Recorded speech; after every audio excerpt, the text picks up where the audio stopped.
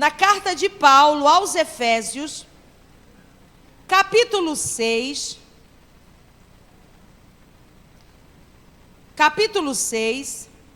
versículo 10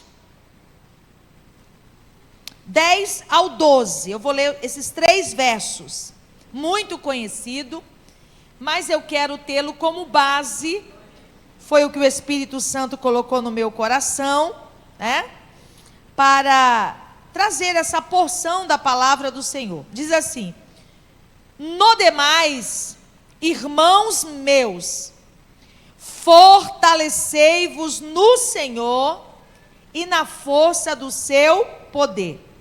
Revesti-vos de toda a armadura de Deus, para que possais estar firme contra as astutas ciladas do diabo. Porque não temos que lutar contra carne e sangue, mas sim contra os principados, contra as potestades, contra os príncipes das trevas desse século, contra as hostes espirituais da maldade nos lugares celestiais.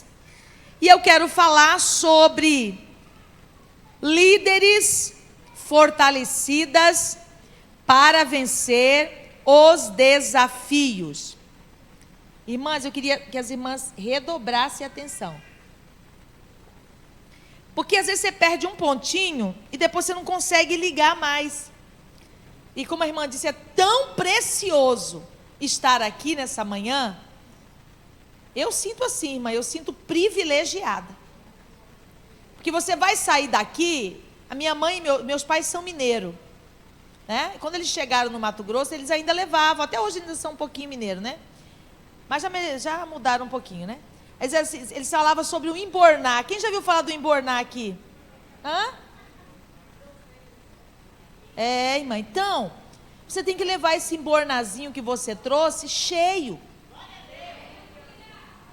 Lá para o seu campo de trabalho, lá para a sua igreja, viu? Quantas esposas de pastores tem aqui? Levante a mão. Olha que lindo, que bênção. Glória a Deus pela vida de vocês. Eu sou filha de pastor, esposa de pastor. Já pastoreamos, hoje não estamos pastoreando, por motivo de trabalho do meu esposo.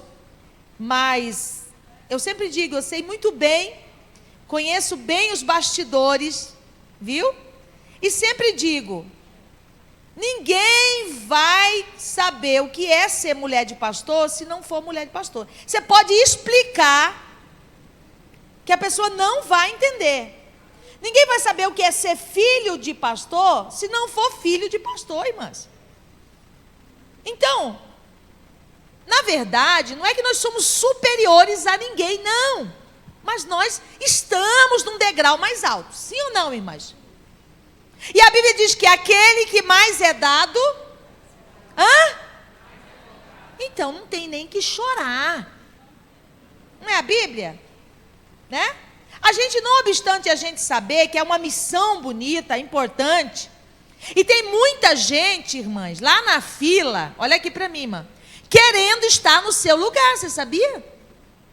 Com todo esse preço do ofício, eles ainda querem seu lugar. Uma vez lá em Cuiabá, vou dizer, irmã Vaninha, vou contar da minha terra, né, irmã Vaninha? Tinha umas jovens solteiras que passaram tempo sem casar, né? Já passa a idade, aí fica com medo de não casar. Elas começaram a fazer campanha para as esposas dos pastores morrer, para elas casar com os pastores. Aconteceu isso aqui também? Irmãs, aí você fica aí na sua posição. Olha aqui para mim, irmã. Privilegiada, viu? Vou repetir.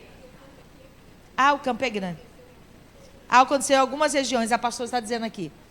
Aí você fica aí churumingando, cabisbaixa. Não, minha irmã, não. Isso não é para nós. Isso não é para nós. Agora, a gente tem os ardor da missão, mas também tem os privilégios da missão. Sim ou não, irmãs? Eu acho lindo, irmã Vaninha, porque tudo que vai acontecer, não sei se com vocês é assim, Deus mostra pra gente, sim ou não, irmã? Quem já teve essa experiência aí? Coisa linda. Isso é maravilhoso, não, irmãs? Aleluia. Aleluia. Isso é privilégio. Nós fomos pastorear uma igreja numa cidade pequena no Mato Grosso. Meu Deus. Pensa num lugar que tinha problema, irmãs. Problema. O obreiro lá brigava no soco, irmã Vaninha. Aí quando nós chegamos para a primeira Santa Ceia, eles tinham uma mania de fazer um círculo assim, o pastor botava a mesa da Santa Ceia assim, ia ministrar a ceia, aí os diáconos, os obreiros faziam uma meia-lua, irmã Vaninha. Aí quando eu estava lá sentada assim no banco dos jovens, assim do lado, o Senhor falou para mim, aquele, está tudo em pecado. Falei, Jesus amado, não sobrou ninguém aqui? E aí era para mim falar, não, irmã, era para mim ajudar meu marido. Deus falou, vamos orar. Não é? Então, isso são privilégios. Nós estamos numa posição de liderança e nós temos, sim, como qualquer outra missão, desafios da nossa missão. Não tem como evitar os desafios. Agora, nós precisamos nos fortalecer para nos tornar mais resistente aos desafios. Sim ou não, irmãs? Eu digo sempre assim, que a luta ela vem para todos, mas coitado de quem a luta pegar despreparado. Ela esfrega a sua cara no chão.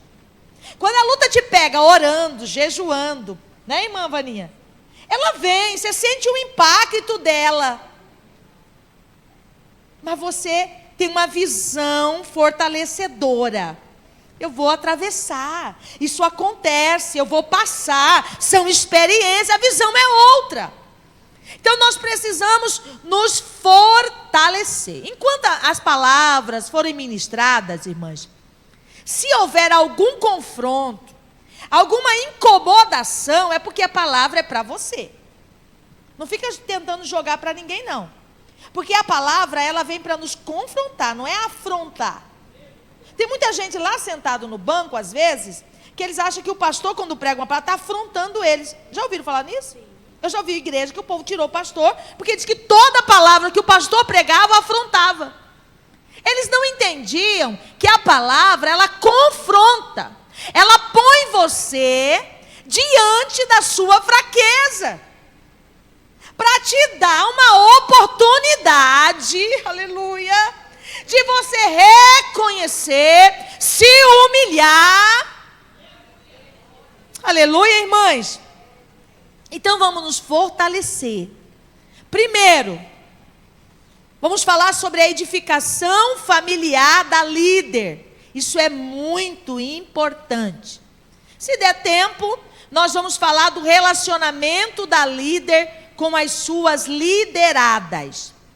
Mas antes de adentrarmos mais precisamente nesses dois temas, e eu preciso falar sobre a cura da fonte. Abra sua Bíblia, no segundo livro dos Reis, capítulo 2. Como diz a irmã Vaninha, vamos ler a Bíblia porque é melhor. Capítulo 2, versículo 19 até o versículo 22. Diz assim: E os homens da cidade disseram a Eliseu: Eis que boa é a habitação desta cidade, como meu senhor vê. Porém, as águas são más e a terra é estéril. E ele disse: Trazei-me uma salva nova e ponde nela sal. E lhe a trouxeram. Então saiu ele ao manancial das águas e deitou sal nele. E disse: Assim diz o Senhor: Sararei estas águas, não haverá mais nelas morte nem esterilidade. Ficaram, pois, sãs aquelas águas até o dia de hoje, conforme a palavra que Eliseu tinha dito. Olhe para mim. O que os homens da cidade disseram para Eliseu? Aqui, A habitação é muito boa. O lugar está num lugar alto. O lugar aqui tem uma brisa boa, tem uma vista boa, como que alguém que mora em cima do morro. A cidade é privilegiada. Todo mundo que vem encanta. Porém, irmãs, esse porém, ele machuca eu de vez em quando, irmã Vani. Ele me dá uma cutucada. Quando eu quero assim, levantar minha crista, não tem? Lá no Mato Grosso fala assim. Quando eu quero dar uma de poderosa, ou quando eu quero falar o que eu acho que eu tenho que falar, né? Esse porém, ele me alfineta. Você sabe o que é o porém? Quem aqui sabe o que é um porém? Quem já foi alfinetada pelo porém? A gente às vezes quer cobrar a perfeição dos outros, mas a gente também tem um porém, minha irmã. Ninguém vive sem um porém, não. Naamã era chefe do exército da Síria, homem poderoso, reconhecido, porém, então ele diz, porém, as águas daqui são más, as fontes são adoecidas. Então nós precisamos o quê? Tratar o que, irmãs? As fontes. Como diz a irmã Vaninha, me permita falar. Às vezes a gente trabalha muito com aparência, irmãs. Não é verdade, irmã? Fala sério. Eu vou falar uma coisa para vocês. A irmã Vaninha conhece eu de muito tempo ministrando. Quantas vezes, eu gosto de falar de mim.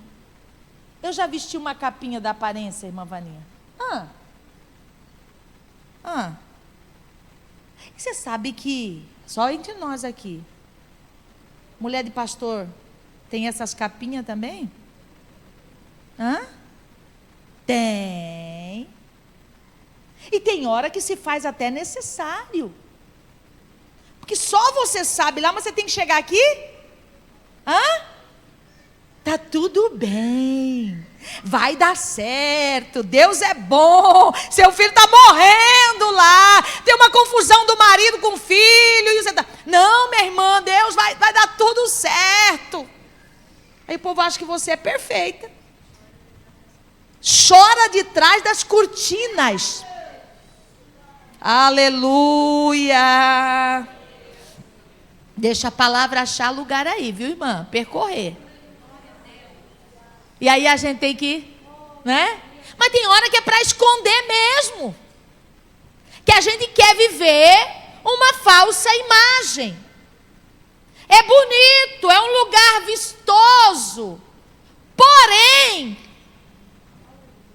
a fonte de água não está boa.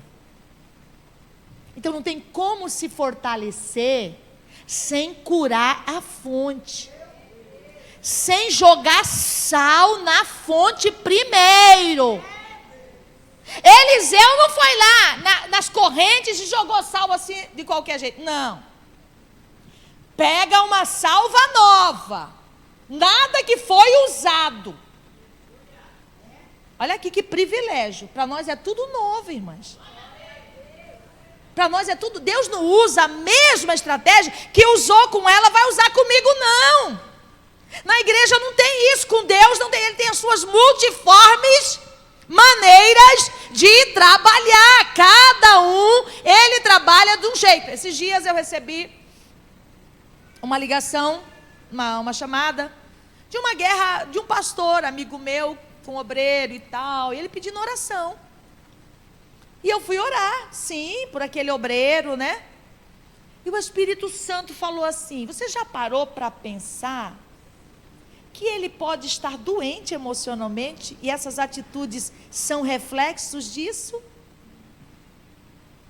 Porque a gente não quer, irmã, conceber que todo mundo é humano. Se eu erro, eu tenho a minha desculpa. Mas eu tive por que motivo? Mas se o outro erra, a gente quer matar ele. É assim ou não é? Ele está doente emocionalmente. Já parou para pensar? Toda essa atitude dele, não é que ele é rebelde, aleluia, não é que ele é mau, oh, aleluia. Ele pode estar doente emocionalmente. E aí a gente vai atropelando, irmãs, atropelando tudo, e a gente esquece de colocar salzinho na fonte de vez em quando. E aí, a gente não quer colocar, Deus cria situação, olha aqui, irmã, que é forte isso aqui. Deus cria situação para botar sal na fonte. Cria ou não cria? É uma enfermidade, é uma calúnia, é um levante, é uma perseguição, rapidinho você vai para o joelho. É ou não é? Aí começa, Senhor, eu sei que eu não dou conta, que eu não sou nada, Jesus. E aí Deus, agora eu quero, agora eu vou botar sal nessa fonte, vou curar a fonte. Irmãs, e nós temos remédios na Bíblia para nos curar. Vocês não podem se acomodar a esse estado doentio, irmãs. Adoecer, todo mundo adoece. Agora, aceitar a doença como parte de você, não está certo. Você tem que buscar essa cura. Você tem, aonde, irmã Madalena? Na palavra. E ele coloca sal. Então nós temos que curar. O que é isso, irmã Madalena? Precisamos aceitar. Oh, coisa difícil. Principalmente, eu trabalho com esposa de pastores de convenção já há alguns anos. Pastores e esposa, eu não estou generalizando, irmãs. Eu não sei se isso faz parte do ofício, mas o povo difícil de aceitar cura. Não é cura física, irmã Vaninha. É cura emocional. Um dia eu ia ministrar numa igreja para mulheres, e o Espírito Santo falou assim, não se pode entorpecer a dor da alma. Quer dizer, não pode pôr só analgésico, não pode só passar uma xilocaína e deixar ali, né? Não está doendo, mas a doença está lá.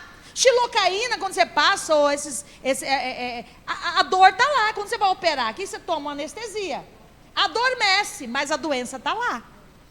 Então não se pode fazer isso, você precisa aceitar. Irmãs, por que, irmã Madali? Quando a gente aceita Jesus, não acaba tudo isso? Não. Na cruz, nada é automático. Eu vou repetir, na cruz, nada é automático. Olha aqui, por que não é nada automático? Aceitei Jesus, está curado? Não. Você é corpo, alma e espírito, você ainda está aqui na terra. Então você está sujeito, sim ou não? Jesus morreu para salvar todos. Sim ou não, irmãs? Mas todos vão ser salvos? Então não é automático a cruz. Então eu preciso buscar cura na cruz. Eu preciso querer ir à cruz. Então eu preciso querer a minha cura. Essa doença, há muito tempo que venho ministrando, eu venho percebendo que as esposas de pastores, eu tenho na minha casa, a minha mãe pastoreou com meu pai por mais de 40 anos. Eu tenho meu cunhado que é pastor, minha irmã que é a esposa dele, eu tenho a minha outra irmã que o esposo é evangelista, eu sou esposa de pastor, meu irmão é pastor. Então assim, eu venho acompanhando, né? E converso com muitas esposas de pastor, e eu venho percebendo que ao longo desse tempo, nós, esposa de pastor, vamos incluir, cada vez nós vamos ficando mais cansadas e céticas. O que é cética, irmã Madali? Incrédula. Sem crer. Irmã, você acha que é fácil administrar o que você vê em casa com o púlpito? Vocês acham que é fácil isso? Não. Conhecendo os bastidores. como nós conhecemos. E fazer uma ligação sadia entre isso e isso, não é fácil. E a gente vai se tornando cansada. Mas, irmã, eu acho que a minha missão é excelente. Eu amo ser esposa de pastor. Lá em Cuiabá tinha uma irmã. Ela era filha de pastor. Ela casou, o marido não deu para ser pastor. Tentaram, que ele era problema. Mas o sonho dela era ser mulher de pastor. O marido morreu. Aí ela casou com um pastor viúvo. O sonho dela era casar com um pastor, minha irmã. Né? Ela queria essa missão, ela via como um privilégio. Vocês acham, irmãs? Vocês podem até ser quietinha lá na igreja de vocês, nem faz nada, nem veste melhor que todo mundo. Mas tem muita gente que queria estar no seu lugar. Irmã, está até babando, como diz o cuiabano. É porque as pessoas só vê a fachada, mas não vê os bastidores, não é? O que você passa, o que você leva, o que você tem que segurar. Porque tem hora que a gente tem que segurar. Você sabia que a gente segura muita coisa, irmã? E isso vai nos adoecendo, isso é normal. Porque nós somos seres humanos. E nós estamos cada vez mais desgastada por executar esse papel ministerial. O que mudou? Por que mudou? Eu já contei isso e vou contar aqui para as irmãs. Eu disse para as irmãs que minha mãe e meu pai, eles pastorearam por mais de 40 anos. Meu pai pastoreou naquele tempo no Mato Grosso, que andava a cavalo. Quando ficaram bem, arrumaram um jipe para levar ceia, a pé, né? Meu pai não recebia nenhum salário da igreja, porque não tinha. Então minha mãe trabalhava, meu pai trabalhava e ainda pastoreava. Então eles passaram por momentos difíceis, que eu sei, né? Momentos difíceis em todos os sentidos, porque ministério tem todos os problemas que você pode pensar e imaginar. Tem gente que olha para uma esposa do pastor e fala, olha que vidona. Tem uma empregada, né? Tem um motorista, né? Mas ninguém olha por onde você passou para chegar onde você chegou. Infelizmente é assim em todos os lugares, né? Às vezes tem gente que eu vou pregar em algum lugar aí e me vê bonitinha assim como eu sou. Fala, ai, irmã Adali, queria levar a senhora para minha casa. Falei, leva para você ver. Você vai levar o saco junto, né? Então as pessoas não enxergam, irmãs, elas não conseguem ver, ninguém consegue ver, né? E aí um dia, meu pai foi jubilado, né? Já estava com 70 anos, 70 e poucos anos, e passou por umas igrejas bem difíceis, e meu pai foi jubilado. A minha mãe, ela não aceitava, que ela amava e ama até hoje a igreja, ela diz que sonha todo dia com a igreja. E minha mãe foi daquela esposa do pastor que sempre gostou de morar do lado da igreja, irmã Vani. Do lado, dentro quase da igreja. Nós já moramos até no refeitório da igreja. E passou, meu pai jubilou. Passou um tempo, meu pai infartou, né? Porque foi difícil para ele essa mudança drástica. E aí um dia eu estava orando e pensando nessa questão, desse desgaste, desse adoecimento. Mas tem hora que eu quero contender com isso, não quero aceitar. Tem hora que eu aceito. Mas eu fico pensando assim, será que eu posso aceitar isso como sendo normal? Aí algo diz para mim, não pode aceitar esse sofrimento todo como sendo normal. Alguma coisa está errada. E eu orando, o Senhor disse, olhe para a sua mãe e para o seu pai. Deus usa muito a minha mãe para me mostrar algumas coisas. Ele disse, seu pai saiu do ministério muito machucado, muito atingido. Ele saiu marcado. Agora, olhe para sua mãe. Saiu ilesa. Irmãs, que forte, hein?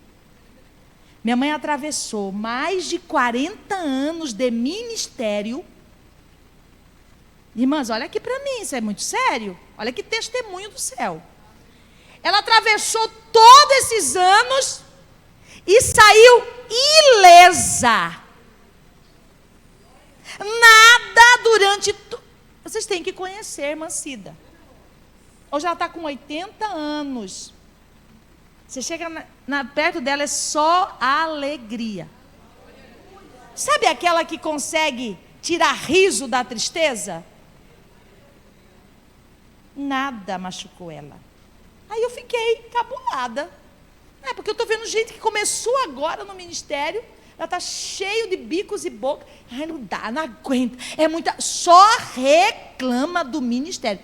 Irmãs, eu nunca vi minha mãe reclamar de ministério. Até hoje ela fala, eu não posso reclamar. Nada. Aí eu fiquei pensando, meu Deus, mas meu pai saiu, irmãs, machucado. Ferido. Mas a minha mãe, se falasse, volta hoje, ela voltava rindo, sorrindo e alegre. Eu fiquei perguntando, Senhor, por quê? Aí o Senhor disse para mim, maior do que o poder de perdoar é o poder de não se ofender. Sua mãe não se ofendia. Vou repetir, quem quer escrever, maior do que o poder de perdoar é o poder de não se ofender. Ela não se ofendia. E até hoje você não vê ela não se ofende. Aí ela saiu ilesa. Agora, às vezes, a gente, irmãs, olha aqui, esposa de pastores, aquelas que estão concorrendo para o cargo também, que não é ruim, irmãs. Querida, tem que engrossar o couro. E é isso que nós vamos falar, dessa resistência. Porque vão falar, minha mãe sempre falava, se falar que eu sou bonita ou feia, para mim está do mesmo jeito. E é verdade, não, ela só não falava, não, era realmente o comportamento dela. Então, a gente vai ferindo, porque a gente está tão fininha a pele. Você sabe que quando a gente vai ficando mais de idade, né? Você sabe que a gente vai perdendo o colágeno, né? A pele vai ficando fininha, a gordura. Qualquer esbarradinho, junta sangue. Já viram isso aí, irmã? É mais sensível, né? Mas a gente, irmã, precisa colocar resistência nessa pele. Não é porque a irmã falou que você é a mais feia da igreja, você vai morrer de chorar. Não, minha irmã. Não importa o que ela vê em você, importa é que quem te viu e te escolheu e te nomeou, te vê de forma diferente. Minha mãe tem assim uma autoestima que é coisa assim, irmã. Eu falei para ela, mãe, ela tem que ser estudada pela NASA, porque ela faz cada coisa, irmã. Vocês até, né? Então nós precisamos, irmãs, nos curar emocionalmente. A cura emocional é algo que toda pessoa precisa, em um grau ou outro. Pois todos nós fomos feridos emocionalmente em algum momento. Tem gente que foi ferido pelos membros da igreja, pelo próprio marido, pela sogra, pelo vizinho, pelo pai, pelo patrão. Não sei, em algum momento, né, você foi ferida. Ou em grau maior, ou em grau menor. Então você precisa se curar, irmãs. Sabe por quê? Porque toda pessoa adoecida emocionalmente, ela se coloca num lugar perigosíssimo. Irmã Vaninha, se eu estiver errada, a senhora me corrige. E eu tenho visto isso, irmãs. Que lugar é esse perigoso? Que mulher de pastor nunca pode nem passar e dar bom dia para ele. Que lugar esse lugar de vitimismo. Eles fazem isso porque eles estão com inveja. Eles fazem isso porque nós somos... É porque eu, coitada de mim. Coitada... Irmã, esse lugar não é seu. Não. Você não pode aceitar ser vítima da situação, mulher. Hã? Coitadinha, ser coitadinha. Não, irmã. É boa essa palavra, porque às vezes as irmãs não entendem o vitimismo, né? É se colocar naquela posição de coitada. Está quase igual uma tartaruga se enfiando para dentro do casco, né? Que as pessoas tenham dó de você. Não! Mulher de pastor precisa ser protagonista da sua própria história. Porque não fui eu, irmãs, não foram os membros da sua igreja, não foi o ministério que te escolheu. Quando a gente se coloca nesse vitimismo, nós estamos desvalorizando a escolha de Deus. E ele diz: não me escolheste vós a mim, mas eu escolhi a vós, para que vades e deis fruto, e o vosso fruto permaneça. Sabe o que Jesus está falando? Já entendeu que eu que escolhi vocês? Então nada de fraqueza, nada de frescurite aí para, é porque é difícil. Nós estamos precisando, irmãs, nos fortalecer. Existem muitas variações de quebrantamento emocional, de dor. Eu acho que existem tantas quantas os tipos de pessoa. Irmã Vaninha é psicóloga, ela sabe. Existe o DSM, que agora é o 5, que fala sobre os diagnósticos dos transtornos. Irmã, se você pegar aquele DSM-5, você fica louca. Porque tem um transtorno para cada um do ser humano. Então, ninguém é perfeito. Eu queria assim, uma ajuda das irmãs, aproveitando que nós estamos nesse momento aqui, diga para a sua irmã: ninguém é perfeito. E olha, tem gente que acha que é perfeito, sabia? Se você fosse perfeito, você já estaria morando lá. Viu, minha irmã? Aí tem gente que fala: nem quero ser perfeito, porque eu não quero ir para o céu agora, né? Meu marido está muito novo, né? Não vou querer não, né? Então, irmãs, seja causa natural ou por causa do pecado de outra pessoa, a maioria das pessoas trava algum tipo de batalha emocional. O tema dessa escola bíblica está em 1 Timóteo 4,16, se tenha cuidado de ti mesma e depois da doutrina. Então, minha irmã, primeiro eu cuido de mim. Eu não posso ajudar ninguém se eu estiver doente. Primeiro eu tenho que cuidar de mim. Olha, irmãos, o tanto de gente, porque a igreja é um hospital. Só vem para a igreja doente. Jesus não disse isso? Para que serve médico? Para doente, né? E aí a gente fica com alguns sintomas mais comuns, né, que eu vou citar aqui, dos danos emocionais. Vou correr um pouquinho que já vou terminar. Quais são sintomas mais comuns dos danos emocionais? Insônia, desapego, e só falar bem uma coisinha só, voltando aqui. Eu acho que dos mais terríveis, todos são terríveis, né, irmã? Mas o desapego é triste, hein? Aquela pessoa que para ela tanto faz, irmã, quando você chegar nessa situação, para mim tanto faz, pode falar, tanto faz como fez, marido, filho, igreja, Na obra, no reino, não existe lugar para neutralidade. Aqui ninguém pode ser neutro. Ou você está empurrando para frente ou você está empurrando para trás. Não existe neutralidade no reino. Desapego, depressão, raiva, isolamento, amargura, frustração, medo. Mas também não existe um caminho fácil e rápido para a cura emocional, não. Não.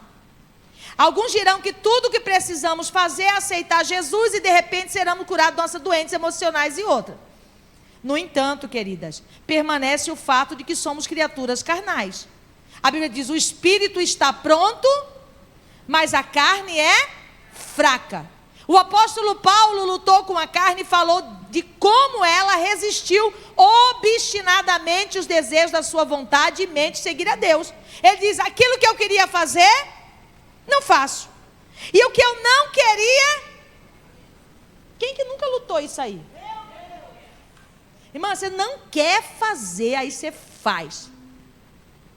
Aí aquilo que você quer fazer, você chega na hora e não consegue fazer. Isso é guerra. Guerra. Paulo estava dizendo, enquanto eu estiver aqui, eu vou ter essas batalhas. Então eu preciso de ajuda. E o que eu preciso fazer, irmã Madali? Seguir a Deus é o primeiro passo para a cura emocional. Eu podia ler um monte de versículo aqui, mas eu vou pontuar que eu tenho muita coisa para falar ainda nesses 2 dias. Aprenda, irmãs, meditar na palavra de Deus. As instruções de Deus são vida para quem as encontra e saúde para todo o corpo. Provérbios 4, 22. Salmo 1 e 2 diz, a pessoa que tem prazer na lei do Senhor e que medita na sua lei de dia e de noite é abençoada. Não dá para admitir que uma esposa de pastor não leia a Bíblia. Mas eu não sou pregadora, não importa, irmã. Bíblia você não lê para pregar. Bíblia você lê para alimentar. Essa palavra é viva. Estava pregando num congresso de mais ou menos 1.700 irmãs. E o Senhor, do púlpito eu sentado esperando meu horário, o Senhor disse, oxalá, se todas essas mulheres lessem a Bíblia todos os dias na sua casa. Em voz alta. O Senhor disse ainda em voz alta. Já pensou, minha irmã? Você levanta cedo, pegar a Bíblia, abrir. Eu faço isso na minha casa. E começo a ler, vou para o quarto, vou para a sala, vou para o banheiro. Aquele que habita no esconderijo do Altíssimo, a sombra do Onipotente descansará à direita do Senhor. Ele é meu Deus, o meu refúgio. 1000 cairão ao teu lado, 10.000 à tua direita, mas o Senhor é meu pastor e nada me faltará. Os que confiam no Senhor. Irmão, o ambiente muda. Ontem eu vi um pedacinho de um podcast de um médico neurologista. Ele é neuroteólogo, irmã Vânia. Depois eu vou te mandar para você esse podcast que foi assim, para mim foi fantástico. Ele estava conversando com uma psiquiatra nesse podcast e ele disse, já vou parar, irmãos. E ele disse assim, a velocidade que produz uma substância no nosso cérebro, quando a gente ora, não é reza, ora, oração voluntária. Irmãs, nada se compara a essa mudança no seu cérebro que te traz saúde, bem-estar, conforto. E a Bíblia manda a gente orar com o quê, irmãs? Com a palavra. Pedro disse, Senhor, porque tu mandas sob a tua palavra, debaixo da tua palavra, eu vou lançar a rede. Irmã, imagina você orando com a palavra.